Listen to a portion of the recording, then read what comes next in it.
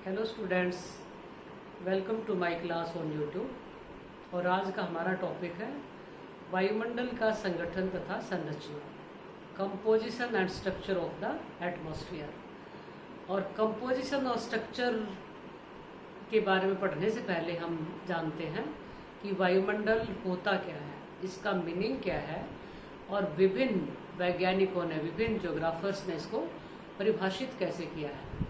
तो सबसे पहले इसके मीनिंग की बात करते हैं। जैसा कि आप सब जानते ही हो कि हमारी पृथ्वी के चारों तरफ हजारों किलोमीटर विस्तार वाली एक गैसों की परत पाई जाती है, गैसों का आवरण पाया जाता है जो पृथ्वी को चारों तरफ से ढके हुए है, घेरे हुए है। और इस गैसों की परत को ही वायुमंडल कहा जाता है। इस परत का हमारे लिए बहुत ज़्यादा महत्व है, बहुत इम्पोर्टेंस है इसकी, क्योंकि इसी की वजह से पृथ्वी के ऊपर जीवन पाया जाता है।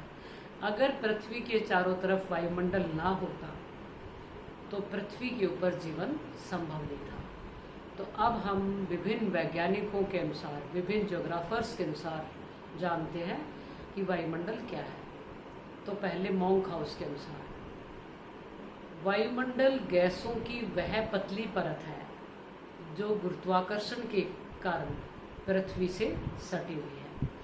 इन्होंने दो चीज बताई वायुमंडल के बारे में कि गैसों की एक पतली सी परत है और वो पृथ्वी के साथ सटी हुई है, यानी पृथ्वी से अलग नहीं है। और क्यों सटी हुई है? गुरुत्वाकर्षण बल के कारण। तो ये तो मॉन्क हाउस के अनुसार। दूसरी डेफिनेशन है फिंच तथा ट्रिवार्था के अनुसार, पृथ्वी के चारों ओर पृथ्वी के अभिन्न अंग के रूप में गैसों का जो आवरण लिपटा रहता है उसे वायुमंडल कहते हैं। इन्होंने एक और एडिशनल बात कही है कि गैसों का जो आवरण पृथ्वी के चारों तरफ पाया जाता है, जिसको हम वायुमंडल कहते हैं, वह पृथ्वी का अभिन्न अंग है। इसको पृथ्वी से सेपरेट नहीं किया जा सकता। और जब हम पृथ्वी के अध्ययन की बात करते हैं तो इट मीन्स हम वायुमंडल का अध्ययन भी साथ ही करेंगे। और वायुमंडल में जितनी भी घटनाएं घटित होती हैं उनका पृथ्वी के ऊपर जो जीवन पाया जाता है उसके ऊपर बहुत ही गहरा प्रभाव पड़ता है। इसलिए भी अनिवार्य है कि हम वायुमंडल में होने वाली सारी जो घटनाएं हैं उनका अध्ययन करें। अब तीसरी डेफिनेशन है क्रिचफील्ड के अनुसार, वायुमंडल गैसों तथा लटके हुए ठोस तथा द्रव कणों की वह गहरी परत है जो पृथ्वी को चारों तरफ से पूर्णतया ढके हुए है। और क्रिचफील्ड के अनुसार वायुमंडल में सिर्फ गैसें नहीं पाई जाती, बल्कि वायुमंडल में ठोस कण तथा लिक्विड पार्टिकल्स भी पाए जाते हैं। और ये पृथ्वी को चारों तरफ से ढके हुए हैं, कवर किए हुए हैं। तो इन सभी परिभाषाओं से ये क्लियर है कि वायुमंडल पृथ्वी का एक महत्वपूर्ण अंग है। बहुत ज़्यादा इम्पोर्टेंस है वायुमंडल की हमारे लिए, और पृथ्वी से अटैच्ड रहता है ये। और गुरुत्वाकर्षण बल के कारण इसको हम पृथ्वी से अलग नहीं कर सकते।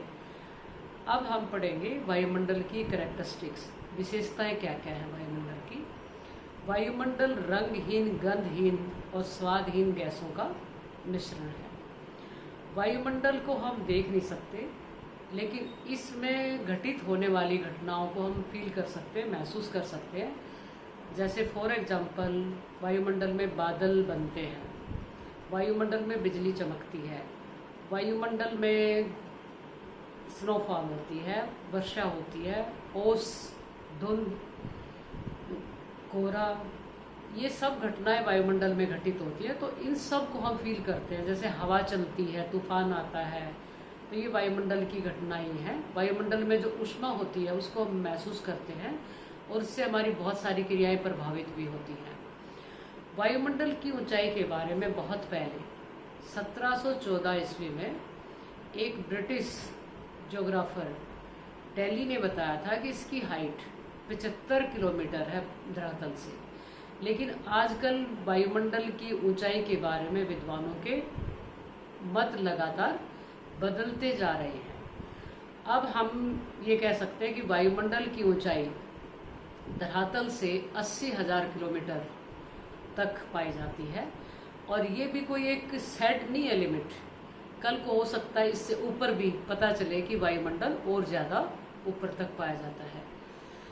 वायुमंडल की जो सबसे निचली परत है वो सबसे सघन है, वहाँ पे भारी गैसें पाई जाती हैं। और जैसे जैसे हम पृथ्वी से ऊपर की तरफ जाते हैं ये सघनता कम होती चली जाती है और बहुत विरल होती चली जाती है, और अंत में वायुमंडल अंतरिक्ष में विलीन हो जाता है, यूनिवर्स में विलीन हो जाता है। वायुमंडल तथा यूनिवर्स के बीच कोई सीमा रेखा नहीं है, कोई बाउंड्री नहीं है, कोई लिमिट नहीं है कि यहाँ वायुमंडल खत्म हुआ और यहाँ पे अंतरिक्ष शुरू हो चुका है। वायुमंडल का जो भार है 90% भार जो है धरातल से 32 किलोमीटर की ऊंचाई तक कवर हो जाता है, क्योंकि इसका ज़्यादातर जो भारी गैसें हैं वो धरातल की निचली परत में पाई जाती हैं और ऊपर वाले भाग में हल्की गैसें पाई जाती हैं। एक और विशेषता, वायुमंडल में जो ऊष्मा पाई जाती है उसका एकमात्र सोर्स जो है सन है, सूर्य है। कुछ डायरेक्ट एनर्जी वायुमंडल सूर्य से ग्रहण करता है सोलर रेडिएशन से, और कुछ पृथ्वी तक आती है पहले और फिर ग्राउंड रेडिएशन के रूप में दोबारा रेडिएट होती है, तो वायुमंडल उसको ग्रहण कर लेता है और गर्म हो जाता है।